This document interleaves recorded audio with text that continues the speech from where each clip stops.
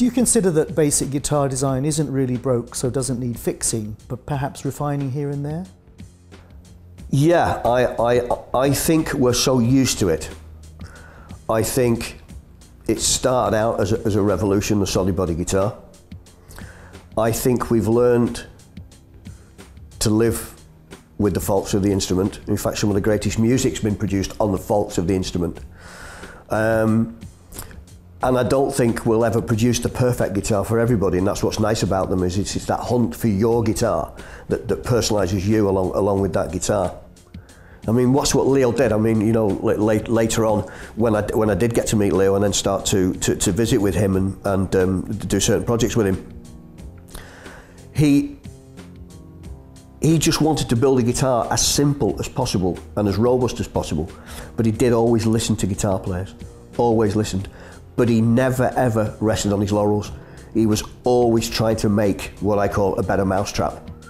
And he used to say to me, Trev, why do people want to buy my old guitars? They're junk. And I'd go, Leo, with respect, they're not junk. I know what you're saying. You are now, you know, doing G&L and you did Music Man, you're trying to improve. I said, but you know, you just created something that was absolutely phenomenal. And ergonomically, it was an absolute leap forward, you know. But we've got used to those guitars, so they're not broken, but they do have their faults. And I like to think what I've tried to do through my whole life in the industry, my mission, is to not take away the heart and soul of those instruments, but to say, hey, we do have some problems here, guys. Can we fix them without changing it too much? That's kind of like the whole motive behind everything that we do. If it's not broke, don't try and fix it.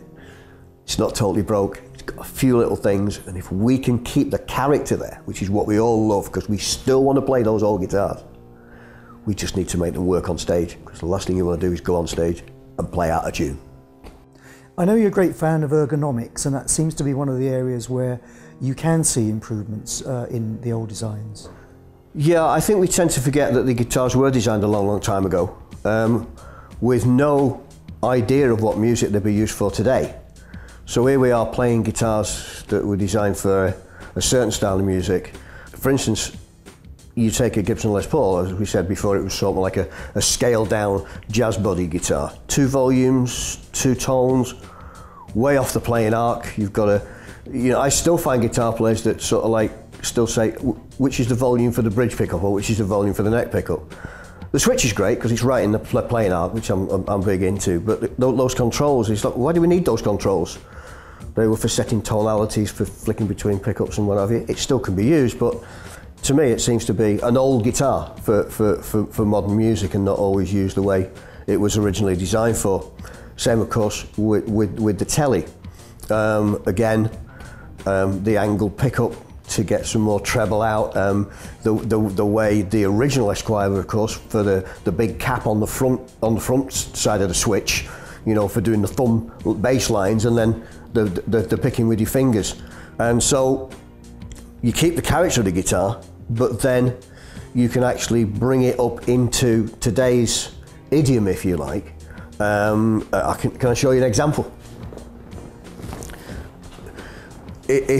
If we pick up the Super T from the Fretking Blue label range, I just made a very, very simple change to this plate here, where the switch is actually in that playing arc. And I think that that's where Leo was so clever, and of course with help from George Fullerton, Freddie Tavares, all those guys, this became so ergonomically good.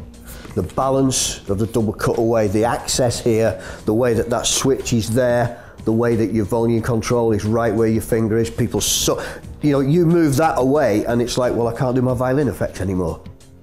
And then you've got your tones and then that there. So I think this was really the leap forward. But of course, companies that do some guitars like this, and Gibsons and your Fenders and what have you, they have got nostalgia to think about. We don't have that to worry about. So that's where we can make certain changes. And if you look at this guitar, which is actually a green label Elan, I always used to have a real problem playing on stage, moving from a Strat to a Les Paul. You're going from 25-inch scale to 24 3/4-inch scale. You're going through the toggle switch up here, and it's like if you're on stage with spotlights in front of you, and you don't have a lot to think of. You don't have a lot of time to think about other things on stage. You just want to play. You're an artist. You're playing music. So with a guitar like this, we talked about swapping pickups and things on guitars. You take a humbucking pickup out of a Les Paul and put it into a Strat. Don't sound like a Les Paul. It sounds like a Strat with a humbucker in it. So if you want to get that real Gibson X tone, but still feel comfortable with a guitar on stage, you need something like this, because this has got the set neck, it's got the neck angle, it's got the humbucking pickups, it's a carved top, it's got a shorter scale length, but you've got tuners on one side, you've got your volume where you expect to find it, your switch where you expect to find it. Those, I think, are improvements without hurting something, without taking away that essential character. And I think that's what I like to call friendly guitars, whereby you pick up a guitar, you play it, you feel like, I'm comfortable with this.